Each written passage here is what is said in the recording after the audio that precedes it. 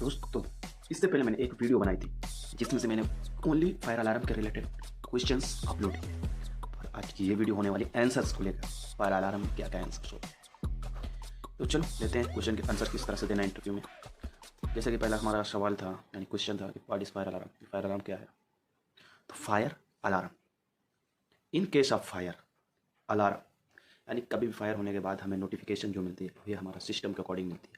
तो ऐसे सिस्टम को हम फायर अलार्म सिस्टम कहते हैं, क्योंकि जब भी कभी हमारा कोई भी डिटेक्टर, जिस चीज़ का चाहे गैस डिटेक्टर हो या पीएम डिटेक्टर हो या हीट डिटेक्टर हो, जब वो हीट को ऑब्जर्व करेगा उसके बाद वो नोटिफिकेशन भेजेगा पैनल को। पैनल सिग्नल से एक हमारा बेल, साउंडर, फ्लैशर ये सारे ऑन हो जाएंगे, एक्टिवेट हो जाएंगे। और कन्वेंशनल हो या एड्रेस वाला हो पैनल, कन्वेंशनल में जोन बताएगा, एड्रेस वाला है तो डायरेक्ट डिवाइस और रूम नंबर, जिस रूम में जो डिवाइस है वो रूम नंबर में रूम नंबर बताएगा और डिवाइस तो वो रूम में डायरेक्ट आदमी जा सकता है। लेकिन कन्वेंशनल है तो जोन बता देगा, ये जोन से आपको फॉल्ट आया। ठीक है, तो फर्स्ट सवाल का हमारा जवाब यही है कि in case of emergency fire alarm, यानी इमरजेंसी में अगर कोई भी अलार्म आता है वो हमारा फायर अलार्म। लेकिन what is fire alarm system, क्यों यूज किया जाता है। तो सर उनको बोलना है, सर इमरजेंसी आने पे हमें पहले से पहले नोटिफिकेशन मिल जाए, इसलिए हम इस सिस्टम को इंस्टॉल करते हैं। सिंपल लॉजिक है। तो फायर अलार्म, फायर यानी आग लगे तो अलार्म आना चाहिए हमें, तो इमरजेंसी में हमें अलार्म चाहिए। ये सारे सिस्टम है। और दूसरा फिर हमारा सवाल है लूप टेस्ट। लूप टेस्ट के कई माने बनते हैं। तो फर्स्ट लूप हम ट्रेस कर रहे हैं, हमारा लूप जहाँ से गया है, जैसे हम पैनल से हमें कुछ चेक करना है फील्ड में हमारा जो भी केबल गया है डायरेक्ट गया है, तो जो हमारा टैग नंबर है और जो हमारा लूप है, तो टैग नंबर से लूप को मैच करने को भी लूप टेस्ट बोलते हैं ना। लेकिन फायर अलार्म में बहुत सारे डिवाइस हैं, उनमें भी बीच बीच में हमें चेक करना है। तो एक पहले फर्स्ट डिवाइस, फिर सेकंड डिवाइस, ऐसे वन बाय वन अगर आप चेक करते हैं तो, क्योंकि कभी कभी होता है कि कई सारे सिस्टम का डिवाइस लगा होता है। कभी आप देखो, जैसे कि आप किसी पीडीएफ रूम में हैं या डेटा सेंटर के अंदर है, तो वहाँ पे कई सारे डिटेक्टर और भी यूज किए जाते हैं, जैसे FM200 का हो गया। और वेजडा का तो मुश्किल नहीं है, वेजडा का तो एयर के थ्रू होता है। बाकी FM200 का, नोविक का, ये सारे डिटेक्टर होते हैं। कभी कभी ऐसा होता है आप नया रेक्टिफिकेशन आपका रहता है, आपको ओल्ड डिटेक्टर भी लगा रहता है, प्लस आपका FM200 का भी लगा रहता है, तो ये भी थोड़े प्रॉब्लम्स आते हैं। क्योंकि कभी कभी होता है नया आदमी तो पता नहीं रहता है, लेकिन वो जो ओल्ड आदमी वो समझ जाता है ये ऑन डिटेक्टर है, क्योंकि लाइट उसमें ऑलरेडी ब्लिंक करेगी। ठीक है, तो हमारा सेकंड सवाल है लूप। तो लूप तो लूप को हम किस तरह से चेक करेंगे। तो सिंपल है, लूप को हम वन साइड रिमूव करेंगे, क्योंकि लूप के अंदर बहुत सारे और भी फॉल्ट है। क्योंकि ओपन सर्किट भी हो सकता है, नॉर्मल मतलब नेगेटिव ओपन सर्किट हो सकता है, पॉजिटिव ओपन सर्किट हो सकता है। तो इस तरह से हमें बहुत सारे से लूप के अंदर शॉर्ट्स मिलते हैं। तो लूप लूप पहली बात तो समझिए, लूप वो होता है जो एड्रेसबल पैनल में क्लास ए वायरिंग में यूज किया है। क्योंकि क्लास ए वायरिंग भी सवाल पूछा, क्लास ए वायरिंग क्या होता है। जो पैनल से इन और आउट पैनल में आए, इन आउट दोनों केबल जो पैनल में रहे उसे क्लास ए वायरिंग कहती है। और जो पैनल से केबल जाए और लास्ट में रेजिस्टेंस इंड ऑफ लाइन लगा के क्लोज कर दिया जाए सर्किट को, तो उसे कहते हैं जोन वायरिंग, और उसे क्लास बी भी कहते हैं। ठीक है, ये दो वायरिंग आपको समझ आया। क्लास एक्स वायरिंग क्या होता है, यानी क्लास एक्स जो FM200 में क्रॉस जोनिंग में यूज किया जाता है, उसे क्रॉस जोनिंग वायरिंग भी कहते हैं फील्ड के अंदर। तो इस तरह के नाम अगर आप नहीं जानते तो आपको लिए जानना जरूरी है। आप नए हैं तो आपको लाजिम जरूरी है, क्योंकि वहाँ पे फील्ड के अंदर जब आप जाते हैं तो काम तो करते हैं, काम तो पता हो जाता है, 4 दिन में इंस्टॉलेशन पता हो गया, उंगली करना सब कुछ मतलब आपको पता हो गया। लेकिन आपको ये नहीं पता होता नाम किसी चीज़ का। तो नाम पता करने के लिए आपको काफ़ी दिन लगते हैं और नाम याद भी नहीं रहते हमेशा। तो इंटरव्यू में आपको बहुत सारे प्रॉब्लम्स झेलना पड़ता है इसी तरह से। तो आपको कोशिश ये करनी है कि नाम ज़्यादा से ज़्यादा पकड़ें। कोई काम करे उसके बारे में नहीं मालूम तो अपने सीनियर्स जो आपके साथ काम है उनसे पूछिए। बहुत लोग ऐसे होते हैं जो बताते नहीं आपको, पर आप कोशिश करें कि आप उनसे बातें करें, दोस्ती बनाएं और पूछें इनसे। सीखने का मौका वही होता है जब आप काम कर रहे होते हैं। और काम ज़्यादा से ज़्यादा करें, सीनियर से फालतू बात ना करें, जो भी बात करें काम के अकॉर्डिंग करें, ताकि आपको सीखने में मदद मिलेगी। चलो अगला सवाल चलते हैं। ठीक है, लूप समझ आए। लूप टेस्ट, सिंपल भाषा में ये समझिए, लूप टेस्ट। तो पैनल से हम लूप टेस्ट, क्योंकि बीच में ओपन भी हो सकता है, नहीं हो सकता। ठीक है, हमारा एक डिवाइस से दूसरे डिवाइस को चेक करने को हम लूप टेस्ट कहते हैं। क्योंकि डिवाइस में जो हमारा लेबलिंग होता है, लेबलिंग उसे बोलते हैं जो नंबर या जैसे P1 L1 D0, यानी डिवाइस पैनल 1 पैनल 2 भी हो सकता है, लूप 1 लूप 2 भी हो सकता है, F इसीलिए P1 L1 P2 L2 ऐसे लूप नंबर। D से डिवाइस हुआ तो D01 D010 D020 ऐसे तरह से नंबर से हो सकते हैं। तो ठीक है, तो जो D0 तुम्हारा 20 है या जो भी है, D020 से D010 में के बीच में हमें कुछ फॉल्ट है, कुछ शॉर्ट है या अलग अलग है कुछ, ये पता करना है। पहले तो आप पैनल से लूप एक आउट निकाल के वहाँ से पता कर सकते हैं, लेकिन किस जगह ये नहीं पता ना। आपका 250 डिवाइस लगा तो उसमें कहाँ पता किधर है, हर रूम में किधर है, कैसा है, आपको नहीं मालूम। इसीलिए आपको सीधा सेंटर पॉइंट में जाना है। एक को आउट को निकाल दो, इनको लगा रहने दो पैनल के अंदर, और सेंटर का 250 डिवाइस है तो 125 में जाके रिमूव करो। 125 में रिमूव करते हैं, अगर फिर भी आपको आ रहा है लूप नहीं प्रॉपर चल रहा है, उसके बाद फिर आप आके 75 पे रोक दीजिए, फिर आपके 50 में आकर रोकिए। 50 में रोके, अगर आपका ओके है तो 75 से 50 के बीच में अब आप मल्टीमीटर लेकर लूप चेक करें कि कहाँ पे शॉर्ट है। फिर 5 डिवाइस तो इससे जल्दी आपको लूप मिलेगा, तो लूप क्लियर भी जल्दी होगा, क्योंकि लूप में क्या होता है, लूप टेस्ट लेबलिंग के अकॉर्डिंग हमारा लूप में प्रॉपर कनेक्शन, प्रॉपर डिवाइस में कनेक्शन है नहीं। अच्छा, दूसरी बात और बताओ, आप मेंटेनेंस का अगर काम करते हो तो आपको एक चीज़ और नहीं पता होगी। वो चीज़ ये है कि कभी कभी ऐसा होता है ना कि हमारा डिवाइस के जो टर्मिनल होते हैं वो प्रॉपर मतलब साफ़ नहीं रहते, मतलब कचरा जम जाता है, तो उसकी वजह से भी बहुत सारा हमारा पैनल में शो करता है कि ये सही नहीं है। मतलब पैनल में ये शो करेगा कि नो आंसर या बैड आंसर, ऐसा शो करेगा। तो वो डिवाइस नंबर कभी कभी शो करता है, कभी कभी फॉल्ट दिखाता है। तो ये सारा क्लियर करके फिर से लगाना रहता है। ठीक है, तो बैड आंसर आ रहा है या ऐसा कुछ भी आ रहा है आपको, तो आप लोग उसे क्लियर करिए सफ़ा करके। ठीक है ना। तो अब अगला सवाल हमारा है, हीट डिटेक्टर कितने टेम्परेचर पे, कितने सेंटीग्रेड पे एक्टिवेट होता है, और हीट डिटेक्टर कहाँ पे यूज किया जाता है। तो देखो, हीट डिटेक्टर हमारा ओपन एरिया यानी आउटडोर में हम यूज करते हैं। ठीक है, लेकिन वाटर प्रूफ होना चाहिए आउटडोर में है तो। सेकेंड, आउटडोर में डस्ट उड़ता है कभी कभी, इसलिए ज़रूरी है कि हमें आउटडोर में लगाना चाहिए। तीसरा, आउटडोर में फायर हुआ तो भी वो बहुत अच्छे से डिटेक्ट कर लेता है तुरंत। उसको 52 सेंटीग्रेड से अबव मिलेगा ना, तो वो तुरंत अलार्म मतलब डिटेक्ट करके पैनल को सिग्नल भेजेगा। अच्छा, अगला सवाल मैं आपसे करना चाहता हूँ एकदम सिंपल भाषा में। अगर आपसे पूछ लेता है कि फायर अलार्म में कौन सा केबल यूज करते हैं, और बेल साउंडर फ्लैशर के लिए कौन सा केबल यूज करते हैं, तो इसका सिंपल ही सवाल है। फायर अलार्म में हम 1.5 डिवाइस के लिए, और ब्रेक ग्लास यानी इस एक लूप के लिए हम 1.5 का यूज करते हैं, पर हम बेल साउंडर के लिए 2.5 का यूज करते हैं। अच्छा, वो फिर पूछ सकता है इसी सवाल के अंदर, वो एक चीज़ और पूछ सकता है, 1.5 क्यों यूज कर सकते हैं, 2.5 भी यूज कर सकते हैं ना। तो उसको ये बताना है कि सर 1.5 हम इसलिए यूज करते हैं कि 1.5 में आप सिग्नल्स जनरेट करने के लिए 1.5 ही बहुत है, क्योंकि उसमें मिली एम्प्स में चलता है ना। कोई भी चीज़ को मिली एम्प्स में चलता है, एकदम थोड़ा वोल्टेज में। पर बेल साउंडर में 2.5 ही क्यों यूज करते हैं, सर उसमें हमें वोल्ट की ज़रूरत पड़ती है, यानी हमें वोल्ट ट्रैवल करना पड़ता है उसमें, एनी टाइम वोल्ट 24 वोल्ट रहता है। तो देखो, बेल साउंडर फ्लैशर में 24 वोल्ट एनी टाइम रहता है, इसलिए उसमें 2.5 का यूज करते हैं। पर हमें सिग्नल्स जनरेट करना है, सिग्नल्स इनपुट लेना है डिवाइस से, उसके लिए हमारे लिए 1.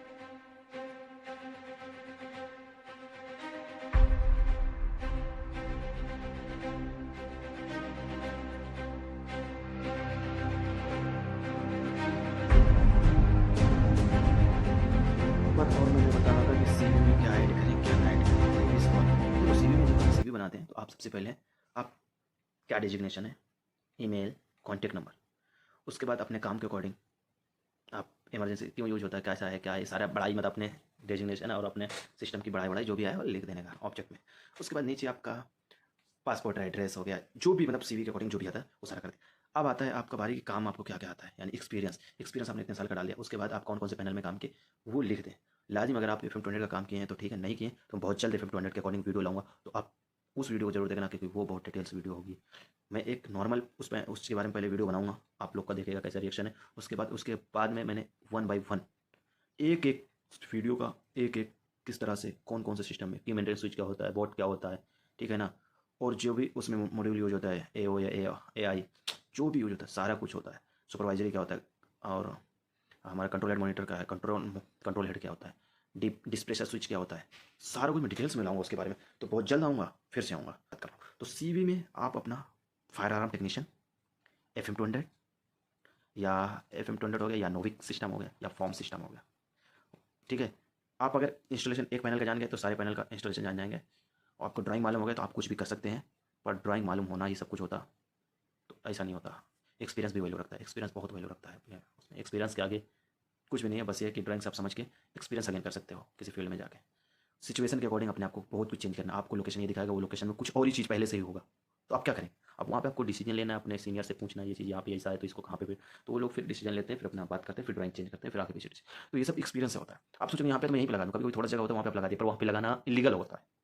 कुछ ऐसी चीज़ होती है, जैसे अब कई दीवार हैं, अब दीवार के एकदम सटा के हम डिवाइस नहीं लगा सकते। अगर हमारा बीम आधा मीटर डाउन है और उसके बगल में हमारा वहाँ पे वो दिखा रहा है, तो उसने हमको थोड़ा सा दूर करके लगाना है, आधा मीटर या 1 मीटर, ताकि क्या होता है जब हमारी वेब्स निकलती है ना डिवाइस से ऐसे फैलती हैं, तो डिटेक्ट करने के लिए हमने लगाया ना उसको। हमने उसको इससे लगाना है तो इधर का तो ले लेगा पूरा, उधर वेब्स नहीं जाएंगे तो हमारा पकड़ा डिटेक्ट कैसे करेगा सिस्टम। तो इसको अकॉर्डिंग बहुत कुछ सोचने को, बहुत कुछ समझने के लिए है यार लाइफ में। और आप लोग सीखिए, खुद सीखिए, दूसरों को सिखाइए। जो भी आपसे जूनियर में है, आप अगर सीनियर हैं किसी के तो आप उससे बात करिए। कभी कभी होता है कि जूनियर को भी मालूम होता है आपसे ज़्यादा, तो आप लोग कोशिश ये करिए कि आप किसी को सिखाएं, बताएं, उसके अकॉर्डिंग लोगों से बात करें। काम के अकॉर्डिंग फालतू बात तो यार, वो फील्ड में जाएंगे बहुत फालतू बात करने वाले लोग मिलेंगे आपको, बहुत बहुत फालतू बात करते हैं। ऐसी ऐसी बात ऐसी बड़ी बड़ी छोड़ते हैं भाई कि आप सुन के परेशान हो जाएंगे। तो ऐसा मत करें प्लीज़, काम पे ध्यान दें, फोकस काम पे रहेगा, काम सीखोगे सैलरी बढ़ेगी आपकी। तो 20-20 के बाद हम 20-20 के बाद 5 जब हम यूज कर लेंगे आइसोलेटर मॉडल।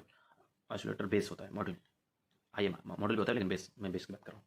तो आइसोलेटर बेस को जब हम यूज करेंगे तो ये हमारा काम क्या करेगा कि हमारा लूप कहीं भी शॉर्ट होगा ये तुरंत वो लूप को ब्रेक कर देगा और आपको जितना डिवाइस चल रहा होगा उतना ही चलेगा, उससे आगे का पूरा डिवाइस ऑफ हो जाएगा। कहीं भी शॉर्ट रहेगा जहाँ पे आइसोलेटर उसके इधर का चलेगा और उधर का पूरा ब्रेक कर देगा उसको। तो इससे क्या होगा, हमारा लूप प्रोटेक्शन।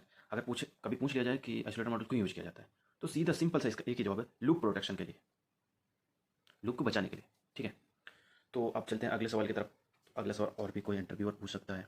तो आपको सबसे पहले वो आपको डायग्राम दे सकता है, वो स्कीमेटिक डायग्राम भी हो सकता है, लेआउट भी हो सकता है। जो स्कीमेटिक डायग्राम होता है और लेआउट डायग्राम में पूरा बिल्डिंग का नक्शा होता है। ठीक है, और नक्शे के साथ साथ कहाँ कहाँ डिवाइस वो सारा शो करता है। लेकिन जो स्कीमेटिक डायग्राम होता है, जैसे SLD भी बोलते हैं, सिंगल लाइन डायग्राम, वो केवल और केवल सिंपल एक लाइन बना देगा। अगर फ्लोर में, ऊपर के फ्लोर में कौन कौन सा लूप किया ये दिखा देगा, और इतना डिवाइस है ये शो कर देगा एक लाइन बना के, जैसा कि मैं आपको यहाँ पे शो कर दूंगा। तो आप लोग देखिए इसको। उसके बाद फिर डायग्राम के बारे में हो गया। हाँ, डायग्राम में एक चीज़ और आपको बताता हूँ। जब आपको डायग्राम दिखाया जाएगा तो उसमें से आप राइट साइड में नीचे नोट्स होंगे और नोट्स के ऊपर पूरे सिंबल्स होंगे। उन सिंबल्स के अकॉर्डिंग राइट साइड में उनके नेम्स होंगे सिंबल्स के। इस सिंबल्स का क्या नाम है और ये किस चीज़ का सिंबल है। किसी भी चीज़ का हो सकता है, स्मोक हो सकता है, हिट का हो सकता है, बीम डिटेक्टर हो सकता है, मतलब अल्टीमेट पूरे सिंबल्स होंगे उसमें। केबल के भी कलर कोड हो गए सिंबल्स होंगे, ट्रे का भी सिंबल्स होगा, ये सारा कुछ होगा। उसके अकॉर्डिंग आप वहाँ पे देख के अपना, और जो नीचे नोट्स होता है, सिंबल्स के नीचे का नोट्स होता है, उसमें पूरा लिखा जा सकता है कौन सा डिवाइस कितने हाइट पे लगेगा। जैसे break glass 1300 height, 1200 height, 1400 height, bottom, top, centre point device का। इसके अकॉर्डिंग हम लोग फिर करते हैं। उसके बाद साउंडर है, बेल है, फ्लैशर है, इनका क्या हाइट रहेगा, वो भी 25, 22, 23 बॉटम या सेंटर या टॉप। इसके अकॉर्डिंग मतलब उसमें जो नोट्स में लिखा रहेगा उसके अकॉर्डिंग वो क्लाइंट को रिक्वायर करना, क्लाइंट का रिक्वायर होता है। क्लाइंट का पहले मोहर लगता है, तब जाके वो अप्रूवल करते हैं साइड में, और तब साइड में हम लोग का काम स्टार्ट होता है। जब तक उसमें कोई भी हमारा ड्राइंग पास नहीं हुआ तब हम साइड में कोई भी काम नहीं कर सकते हैं उस ड्राइंग के अकॉर्डिंग। तो ठीक है ना, अगर वो गलत भी होता है तो हमारी गलती नहीं, और ड्राइंग को जो अप्रूवल किया है उसकी गलती मानी जाएगी। ठीक है, अब इसके बाद ये चीज़ आपको समझ आई। इसके बाद फिर हमसे सवाल जवाब में एक चीज़ पूछ लेता है कि बीम डिटेक्टर कितने हाइट में लगता है। हाइट में तो लगता है, लेकिन कितना हाइट है, क्योंकि कम हाइट है। देखो, हमारा 7 मीटर से ज़्यादा हाइट है ना, 7 मीटर, क्योंकि जो हमारा स्मोक या हीट डिटेक्टर की सेंसिटिविटी है, जो डिटेक्शन क्षमता है ना, वो 7 मीटर से 5.2 मीटर, 7 to 5.2 मीटर, ज़्यादातर 5.2 मीटर या 5.5 सर्कल में होता है। सर्कल यानी गोला। अब 5 इधर और 5 इधर, दो गोला आप बना दें। उसके बाद इसका सेंटर पॉइंट देखें, 5, 5, 10, तो हमारा एक से दूसरे डिवाइस का डिस्टेंस 9 से 10 मीटर होगा। क्योंकि सर्कल जब बनता है तो बीच में जो गैप, ये वी शेप में जो गैप बन जा रहा है ना, ये कहाँ जाएगा, यहाँ पे भी हमें डिवाइस चाहिए ना फिर। तो उसके अकॉर्डिंग लेके अगर 7 मीटर का है तो 10 मीटर में लगा देते हैं, और 10 का है तो 8 to 9 मीटर में इसको लगा देते हैं, ताकि पूरा सर्कल। और डिवाइस ज़्यादातर हमारा किसी भी रूम के सेंटर पॉइंट में लगाया जाता है। अगर कोई प्रॉब्लम है तो थोड़ा आगे पीछे एरिया का में तो उसको हम लोग आगे पीछे थोड़ा कर देते हैं, लेकिन एज ए ड्राइंग हमें सेंटर पॉइंट में ज़्यादातर देना पड़ेगा। इसके बाद फिर हमें फायर अलार्म में जो हम हाइट की बात की है, बीम डिटेक्टर का हाइट तो 7 पॉइंट से ज़्यादा, 7 मीटर से अबव अगर कोई हाइट है। डक्ट डिटेक्टर क्या होता है, डक्ट डिटेक्टर कहाँ पे यूज किया जाता है। डक्ट अगर आपको नहीं मालूम तो डक्ट होता है जो हमारा AC यानी HU से या FCU से, जो भी बोलते हैं वो AC वाले बेहतर जानते हैं इस चीज़ को। डक्ट आता है, डक्ट हमारा किस चीज़ का होता है, लोहा का या स्टेनलेस स्टील का भी होता है। ठीक है, उसके ऊपर इंसुलेशन लगा रहता है। ठीक है ना, उसमें इन और आउट लाइन होती है। तब रिकॉर्ड तो हमारा आउटलाइन में होगा, क्योंकि आउटलाइन, इन हमारा देखो, इन कभी भी AC ठंडा हवा देता है, ठंडा हवा रूम तक पहुंचाता है। आउट जो है रूम से खींच के लाता है, तो जो रूम से खींच के लाएगा वहीं से डस्ट आएगा ना। अगर वहाँ पे कोई धुआं हुआ तो वहाँ से वो खींच के लाएगा धुआं ना, या डस्ट होगा तो वहाँ से खींच के लाएगा। तो इसके लिए डक्ट डिटेक्टर में हम एक डक्ट डिटेक्टर, मतलब एक डिटेक्टर होगा हमारा, उसके अंदर हम एकदम डिटेक्टर, एक छोटा सा 4 कोने का शेप रहेगा, पूरा 4 कोने से पैक रखते हैं। डिटेक्टर उसके अंदर हमारा इंस्टॉल रहता है। उसके अंदर हम 2 पाइप देते हैं, जो एक इन होगा एक आउट होगा। तो डक्ट डिटेक्टर के जो 4 कोने के अंदर डिटेक्टर फिक्स है, वो पूरा डक्ट डिटेक्टर, उसके एक तरफ से इन पाइप, एक तरफ से आउट पाइप लगा रहेगा। एक में पाइप में होल रहेगा, जिधर हवा फ्लो हो रही है उधर की तरफ होल वाला रहेगा, जिधर हवा जा रही है। एक होगा आ रही हवा, तो उसमें वी शेप कटा होगा ताकि उधर से हवा आएगी, प्रेशर फिर अंदर आएगी, उसमें वी शेप जो कटिंग होगा उसके अंदर से अंदर जाएगी, फिर उसके बाद डिटेक्टर के अंदर से होते हुए उधर जाएगी। अगर उसमें थोड़ा सा भी डस्ट आता है तुरंत वो डिटेक्टर डिटेक्ट करके और अलार्म भेज देता है। तो इसलिए कभी वहाँ पे रूम में लगा डिटेक्टर नहीं डिटेक्ट कर सकता, तो वहाँ से जो वो खींच के ला रहा है ना, वो डायरेक्ट डिटेक्टर हमें अलार्म दे दे हमें सिग्नल भेजेगा हमारे पैनल को, वो अलार्म देगा, फिर पूरा एक्टिवेट हो जाएगा सिस्टम। तो इसीलिए डग डिटेक्टर यूज किया जाता है, वो भी इमरजेंसी सिस्टम में। तो ये हो गया हमारा डग डिटेक्टर। तो जैसा कि आपको डग डिटेक्टर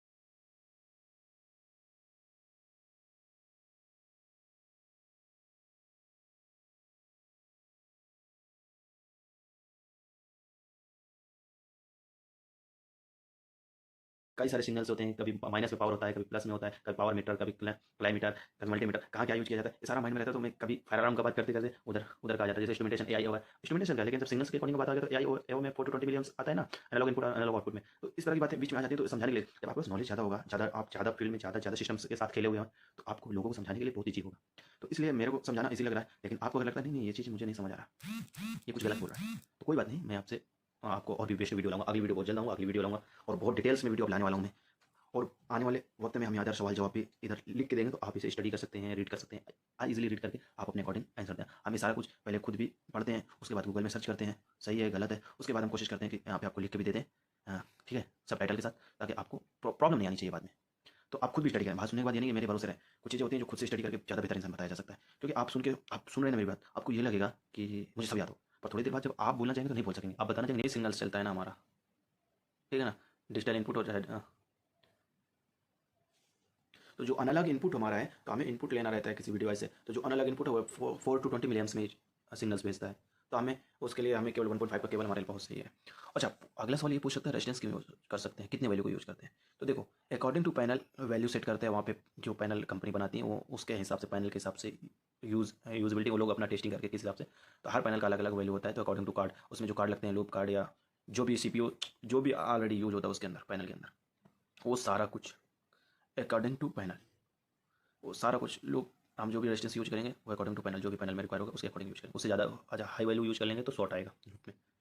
और ये या यूज कहाँ जाता है, जहाँ सिंगल केबल जाएगा आपका, जिस जगह में आपका सिंगल केबल जाएगा और एंड हो जाएगा वहीं पे हम यूज करते हैं, यानी क्लास ए में, अगर सॉरी क्लास बी में आप यूज करेंगे, क्लास बी में ही आपको यूज करना है रेजिस्टेंस, क्लास ए में ज़रूरत नहीं है। ठीक है, अगला सवाल हो सकता है हीट डिटेक्टर, बीम डिटेक्टर क्या है, कितने हाइट पे यूज करता है। तो देखो, बीम डिटेक्टर हम लोग उस जगह यूज करते हैं जहाँ पे हम स्मोक डिटेक्टर नहीं लगा सकते, हाइट ज़्यादा है तो। क्योंकि बीम डिटेक्टर में एक तरफ होता है डिटेक्टर, एक तरफ रिफ्लेक्टर, ये दोनों एक सामने रहेंगे, और ये सामने रहेंगे। ये बीम डिटेक्टर इधर रिफ्लेक्टर से, इसमें ट्रांसमीटर एक रिसीवर रहेगा, एक ऊपर ट्रांसमीटर एक रिसीवर। अगर ये ट्रांसमीटर रिसीवर यहाँ से रिफ्लेक्टर से रिफ्लेक्ट होकर आता रहेगा तो कुछ नहीं, इसके बीच में जैसा भी कुछ आएगा, बीच में कुछ भी आएगा, धुआं या कुछ भी, तुरंत ये इसको यहाँ से सिग्नल्स नहीं मिलेंगे रिफ्लेक्टर से, और ये तुरंत एक्टिवेट कर देगा। तो बीम डिटेक्टर एक्टिवेट हुआ। तो इसलिए ये हाइट एरिया में जहाँ पे काम नहीं किया जा सकता, या हाइट एरिया है, तो वहाँ पे हम लोग ये चीज़ यूज करते हैं, या ओपन एरिया है वहाँ पे भी हम ये चीज़ यूज कर लेते हैं, ताकि मतलब हमें सिग्नल वहाँ पे डिवाइस नहीं लगाना पड़े और हमें वहाँ की मतलब सिक्योरिटी हमें मिले, फायर आने पे अलार्म हो, फायर हुआ, स्मोक हुआ, वहाँ पे धुआं होगा, रिफ्लेक्टर को उसका रिफ्लेक्टर से रिसीवर का जैसे कॉन्टेक्ट उठेगा तैसे जैसे ही वो सिग्नल भेजेगा तुरंत एक्टिवेट हो जाएगा हमारा सिस्टम। तो हमारा सिस्टम है। उसके बाद अगला सवाल होता है साउंडर, बेल, फ्लैशर, इस नाम अलग है, बीकॉम, फ्लैशर को बीकॉम भी, मतलब फ्लैशर को बीकॉम भी बोलते हैं, ठीक है, लेकिन वो चेंज रहता है, फ्लैशर फ्लैशर है, बीकॉम बीकॉम। पर फ्लैशर उसको जो लाइट होता है उसको फ्लैश करता है इमरजेंसी होने पे, उसे फ्लैशर बोलते हैं। बीकॉम भी लाइट ही है, वो भी फ्लैश करेगा इमरजेंसी होने पे, ओके। इसी तरह बहुत तरह के फ्लैशर होते हैं, बहुत तरह के बीकॉम भी होते हैं। बेल, बेल होता है जो अलार्म देगा। साउंडर जो एक इमरजेंसी अलार्म देता है, चूं करके ऐसे देता है, ठीक है, ये चीज़ हो गई। उसके बाद आपको फिर फील्ड के अंदर हाँ, अब जो जहाँ पे आपको 24 वोल्ट, वहाँ डिजिटल आउटपुट या इनपुट हो सकता है। वो डिजिटल इनपुट और डिजिटल आउटपुट, ये सारे पीएलसी के अकॉर्डिंग काम करते हैं, ठीक है। ये 24 वोल्ट हमें डिजिटल इनपुट या डिजिटल आउटपुट दोनों में हमें 4 वोल्ट देना रहता है या लेना रहता है, देना ही रहता है ज़्यादातर, 24 वोल्ट उसको देना डिजिटल इनपुट और डिजिटल आउटपुट को। पर एनालॉग इनपुट या एनालॉग आउटपुट होगा ना, वहाँ 4 to 20 मिलियन से ही चलेगा। सिग्नल लेना है या सिग्नल उधर भेजना है, ठीक है ना, किसी भी ट्रांसमीटर। तो ये सारा हमारा इंस्ट्रूमेंटेशन में ज़्यादा आता है। तो अब देखो AST3 में कई सारे पैनल हैं, बहुत सारे ब्रांड हैं, लेकिन AST3 बहुत बड़ा एक सिस्टम है। तो देखो AST3 में CC1 यूज किया जाता है या CR यूज किया जाता है, और या तो CC2 भी है, CT1। तो मैं CC1 के बारे में बताता हूँ, बाकी CC2 को आप समझ जाएंगे बहुत ईजिली।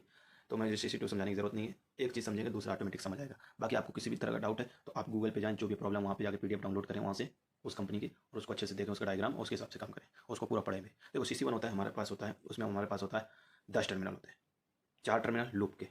जो हमारा लूप जा रहा है फायर अलार्म का, उसी लूप से हम कनेक्ट करेंगे 4 टर्मिनल, इन 2 आउट। पर 2 होते हैं एक्सेलरी पावर, यानी इन आउट, यानी एक्सेलरी पावर हमारे CPU से जो मिलेगा वो अभी दूसरे, यानी एक से दूसरे से तीसरे में भेजना, यानी आगे भी हमें भेजना पड़ेगा। उसमें हमें जैसे हमें कई जगह हमें पावर देना है उसी एक ही से, तो उसके अकॉर्डिंग हमें बूस्टर पैनल को या कहीं आगे भेजना है UA मॉडल में, या किसी भी आगे हमें एक्सिलरी पावर जहाँ भी ज़रूरत है उसके लिए हम उसको यूज़ करेंगे। पर हमारा जो एक होता है जो जहाँ पे 2 के ओनली टू टर्मिनल हो गए, आप ये वीडियो में देख सकते हैं।